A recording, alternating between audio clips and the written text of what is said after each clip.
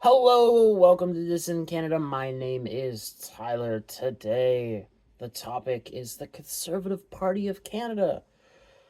Not because they are a good party, or that I think they could be a good party, but because they are going to slide themselves into irrelevance, just like the Republican Party in the United States before Donald Trump, and most likely, at the rate they're on, after Donald Trump. Because if they don't go full on MAGA and MAHA, that joint union there, they'll slide into irrelevancy, and the Democrats will win, as we have seen the equivalent here in Canada. But I bring this up this week because it's a really good week to bring it up. Not just because of what's happening in BC with the ostrich farm and the potential culling of those birds, but while that was going on, and a misuse of RCMP resources that should have been directed to a missing child that was reported missing the day before and was still missing at the time, if I'm remembering correctly. While all that was going on, Pierre was in the house bitching about wasting the Liberals wasting money. Okay, we've had 10 years of this. Now, this is on a gun confiscation program that is labeled as a voluntary gun buyback, except if you don't volunteer and get whatever chump change compensation you are due, you end up a criminal. I do say chump change because I was looking at some of it, and it's like rifles that on the open market go for like, 20 grand or so because they're rare rifles, and somewhat significant. And if I'm remembering correctly, one of them was like is a very well made Swedish rifle, like going for 20 grand. Its compensation is like not that. But while it just goes to show that the the Conservative Party does not know how to multitask. The way to play what happened this past week was to have someone in the House, all right, go on and say, get their clear moment that this gun confiscation is a gun confiscation, all right, without due process and without due compensation. That is objectively true at this point. That's not even, up for debate. You can then you can have someone go on, do that, and say, all right, this is gun confiscation. You are confiscating legal property that Canadians own without any due process and without proper compensation, which is afforded them in, Canadian law. And more importantly, you're doing this in the veins of keeping Canadians safe because of the increase in gun crime. Okay. And then you bring out, the rifles that are the rifles and everything else that's being proposed to ban from legal gun owners, and you go, okay, there has never been a robbery or a mass murder committed with a $20,000 Swedish rifle.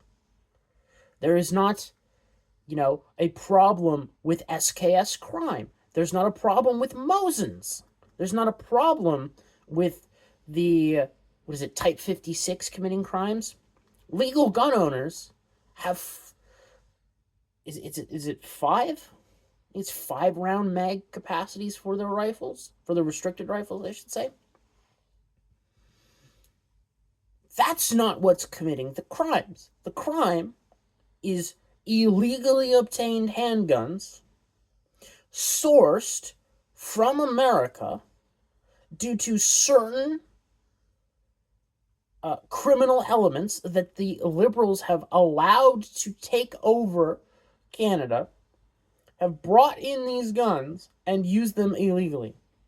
Your legislation does nothing. Like, that's how you win that. You have someone in the House do that. Meanwhile, you could have Pierre do that, which I think is a waste, because it's like, you're not going to win any votes doing that. It's a defensive move. So what you should have done is sent Pierre, the leader, on the offensive to, as soon as word had gone out about what was happening in BC, you send Pierre there on a plane, not a private plane. You send him, you can send him, up in the first class, but you do not send him private plane. You can win that argument there too, okay? So you send him off, and you have him give a speech and pontificate at the RCMP, wasting their time, wasting their resources, going to kill these ostriches. I don't believe it's happened yet, but it may, have happened by the time this video is out there. So it's up in the air at this point. The RCMP is wasting resources on the attempted murder of these birds, these goofy-looking birds, all because they may or may not have 8 months ago contracted the newest variant of bird flu, which has not killed them and has not spread across BC, causing a plague of epic proportions. Instead, what the RCMP should be doing is going after the criminal elements that are bringing in these guns, these illegal handguns. For the most part, it's illegal handguns. They could also be like a subcompact machine gun of some variety as well. Think along the lines of like hood rat shit, like a Tech 9 or a Mac 10. Now, see, I'm dating myself there, because that's what hood rat shit is. Although nowadays hood rat shit is Dracos and Glocks with switches. But anyways, instead of going and cracking down on the criminal element that is causing problems across the country, selling drugs and committing various crimes, running break and enter criminal elements that are breaking into Canadians' homes, robbing them, killing them, taking their lives, doing other such things, and then taking what is valuable and selling them on the black market. Instead of dealing with all those problems, the RCMP is here trying to murder legal pets and farm animals because they have a suspicion that they are causing a plague that they have no proof for. Like, that is how you play that. But instead, what does the CPC do? They're in the House of Commons bitching about fiscal responsibility that nobody really cares about, okay? Even the libertarians do not really give a flying F about fiscal responsibility. They care about waste, sure, but, actually sinking the deficit? You can get the majority of libertarians to agree that, hey, maybe we should spend some money on some things that is well above budget, such as, hey, we should probably have a strong border. Kind of helps. Maybe we should have a military that is functional. You can get libertarians to spend on that shit real easy. There are some diehards that will stick to their guns, but it's a very small percentage. Anyways, but this is the continued path of the CPC. They chase liberal voters. You cannot get the radicalized voters in this way, because most left-leaning voters at this point in time are radicalized, right?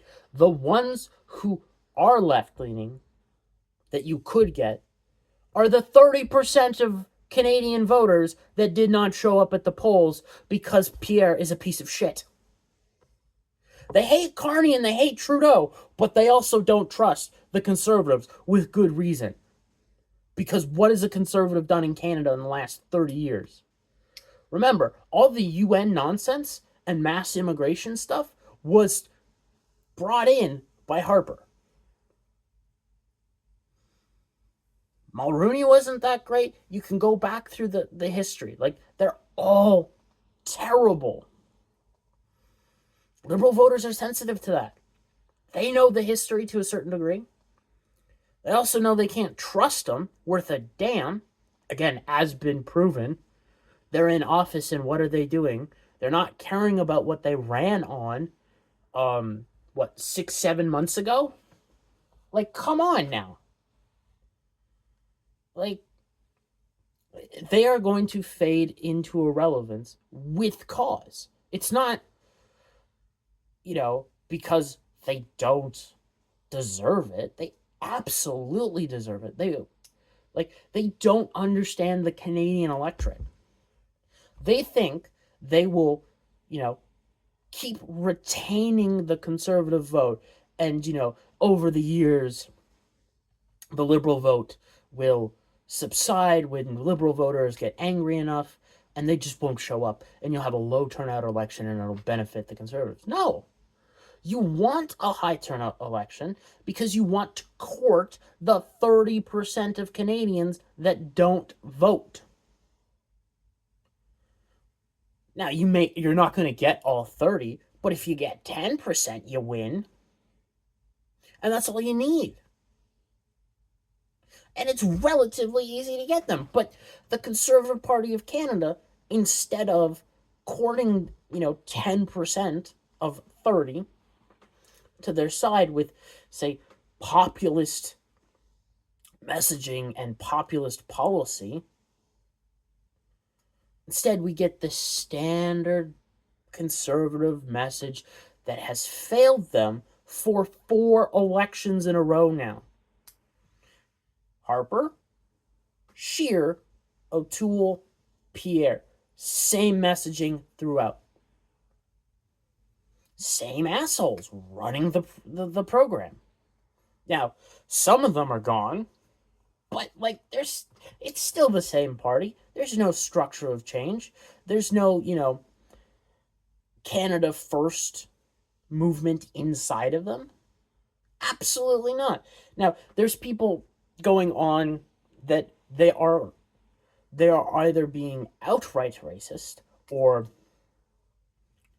leaning into that when they talk about certain certain MPs in the Conservative Party and them being non-Canada First. You don't have to be white to be Canada First. You don't have to be white to be Canadian. You can be third-generation immigrant and be Canadian First. Can't all Canadians first? It's not hard to understand that. But if you accurately go at them for specifically not being Canadian First, that's different than going after a race. I thought I'd point that out. Now, I don't think there's any politician in office at this moment that is, in fact, Canada First. Can't think of one. Because, there'll be people out there saying, oh, yeah, Danielle Smith, she's Alberta First. That's close enough. No, she's not. Go listen objectively. Just listen. Don't watch it. Sit in a nice quiet room. Bring up one of her speeches and listen through the whole way through and take notes. And listen for very specific globalist keywords. You will hear a lot of them. She is not Canada First. She is a part of the professional managerial class that has destroyed the West. She runs on oil and gas because that is extremely important to the right-leaning voters of Alberta so that she can get power. Very different. do not trust that woman with a 10-cent coin. I wouldn't trust her with a penny also, but like, I don't have any pennies on me. I have dimes at the moment. Anyways, like, you can just try when you have like predominant voices in the conservative influencer space getting more and more exacerbated with the Conservative Party and their lackluster performance.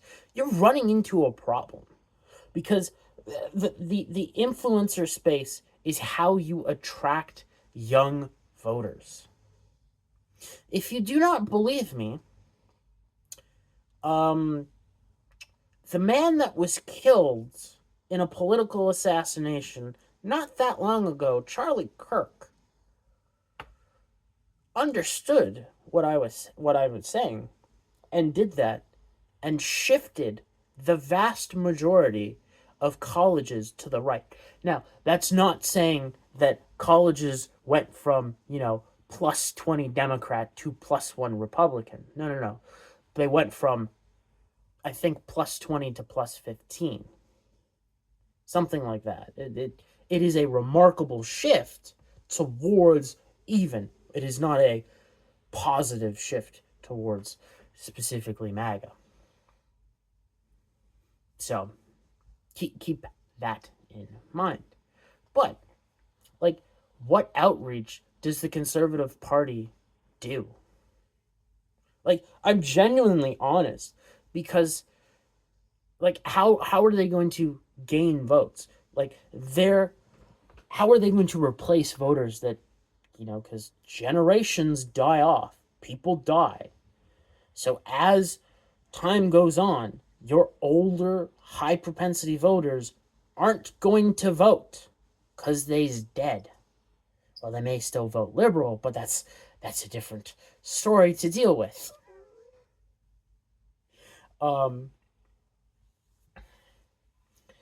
Like, they're not reaching the youth. They're not, coming up with a viable strategy or even viable policy positions that anybody under 30 gives a flying F about. People care about the ostrich farm in BC. Why not show up there?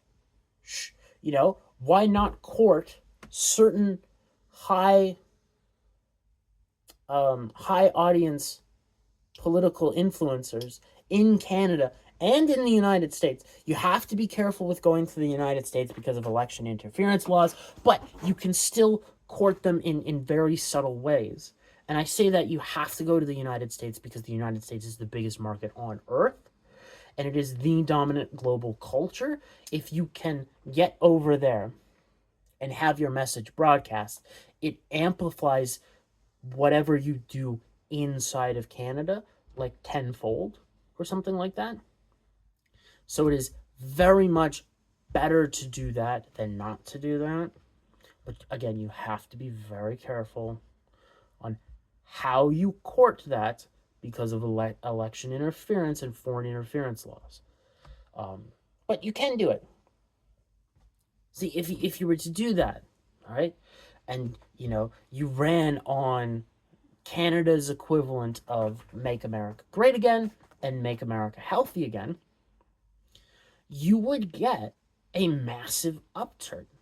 You would probably get a whole crap ton of new member registration for your party, as can be demonstrated when Pierre was running for leadership and he was in that direction.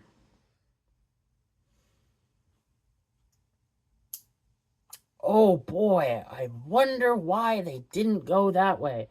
Because it's a corporatist party by nature. They protect corporations. Are they going after supply management after, we've had tariffs with the United States? No. Like, it is driving up food prices, the supply management in the food industry. and all the quotas and all that stuff, okay, that drives up prices more than it should, okay? And it offshores our food supply. Believe it or not, because as you have problems selling through stock here in Canada because prices are too high, you have to offload your perishables somewhere. And as food prices, again, globally are on the rise still, you can make more money elsewhere. And again, you have to sell it because you don't want to go through, you want to keep spoilage as low as possible. It's like, these are the consequences of your stupidity. You know, like, what was it, a couple weeks before Parliament started, maybe it was a month or so, Pierre comes out and, you know, after he won the election, and he's like, oh, one safest seat. It's not really a win. Let's be real. Comes out and he's like, the priority of the Conservative Party in Canada for this coming parliamentary session is to roll back the EV mandates. Nothing about unaffordability, nothing about job growth, nothing about making Canadians wealthy. No. Top priority. It's the EV mandate. We have to roll that back. The thing that's going to roll itself back. Like, it's already started. Like, if you don't believe me, okay, that it's not going to roll back, the most important voter bloc for the Liberals in Ontario and parts of Quebec is the union vote.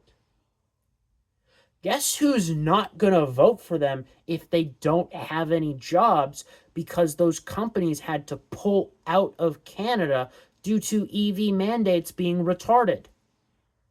It's real simple.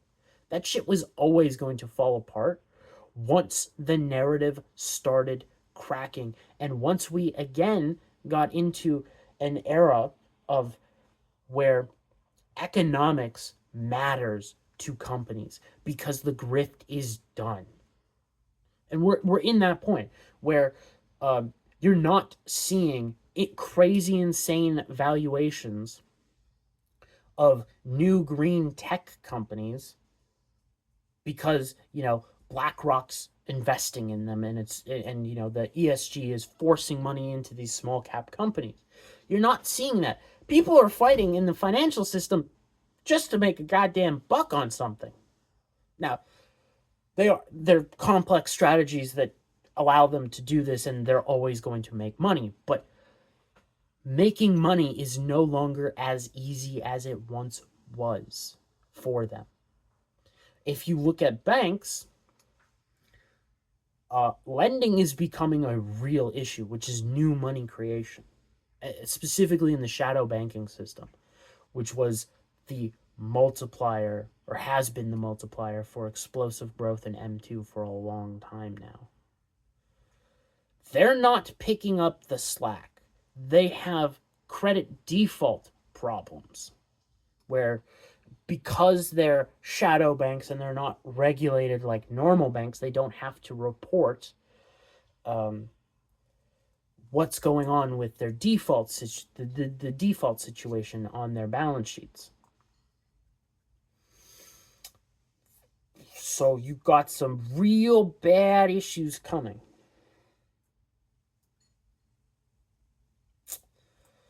Anyways, that's just basic my take on the Conservative Party.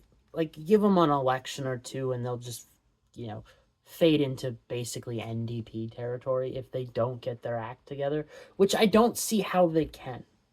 Because the way the party system in Canada is, you're not allowed to have dissenting members because you kick them out of your party. It's how it works.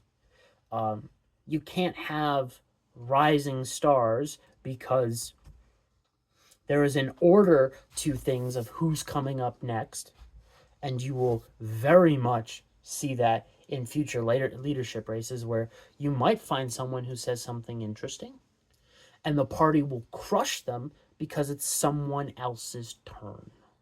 Same thing happened to the Republicans until Trump came. And the way the American system, and specifically the Republican Party nominations work, it does allow voters to have a large proportionate amount of control. Whereas in Canada, that's not true. You don't have this large proportion of control. Especially with the way elections work for prime minister. Like, you can't vote for, say you want to vote for Pierre, right? You can't vote for Pierre and then vote for your local, say you want your NDP guy because he represents your values better in the House. Can't do that. So, how do you vote? You might like Pierre, but the conservative guy is a prick. What wins out? That's always the question. And it's why I'd love to change the Canadian election laws and completely uneff it and get it closer to the American and how they elect government, because it's more representative. The one thing I would change is go to it's the 20-something amendment, I believe, that dealt with the recall vote for senators in the United States, where senators used to be elected by state legislatures, and the state legislature could then recall that senator if they were acting in bad faith or not representing their constituents properly or representing the state properly. It was a more representative system that way. Now, the Senate is just full of swamp creatures that just war whore like there's no tomorrow and whore themselves out to pharma. But in reality, they're just a bunch of whores. I mean, they're not selling their bodies, but like with the claims from Madison Cawthorn, I believe that's the man, they're doing that too. So they are whores. Anyways, that's the video for today. Hope y'all have a great weekend. On Monday, I'm probably going to talk about Carney and how things are not going great for Carney and how he's pretty much in the same situation that Keir Starmer is, or he's heading in that direction. So I will revisit that topic because I believe I talked about that earlier in the year, after that he was elected or once he was elected. So go over that and probably talk about some economic shenanigans because I have to get some stuff. I have to pre-record some videos next week because I am having some dental work and I don't know if I'll be able to do videos after the dental work. So I'll just prep the entire week with videos. Anyways, have a good weekend.